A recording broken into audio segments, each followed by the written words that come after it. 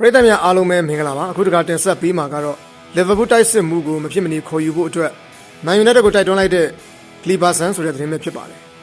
Manchester United အသင်းရဲ့ကွင်းလက်ကစားသမားအောင်ဖြစ်တဲ့ Kliberson ကတော့လက်ရှိ Liverpool အသင်းရဲ့တိုက်စစ်မှု Firmino ကို Man United အနေနဲ့ခေါ်ယူသင့်တယ်လို့တိုက်တွန်းစကားဆိုလိုက်ပါတယ် Brazil တိုက်စစ်မှု Firmino ကတော့လက်ရှိအချိန်မှာနီးပြဂျာဂျန်ကလော့ရဲ့လက်ထက် Liverpool အသင်းမှာခြေစွမ်းပြသခဲ့တဲ့တိုက်စစ်မှုတစ်ယောက်လည်းဖြစ်ပါတယ်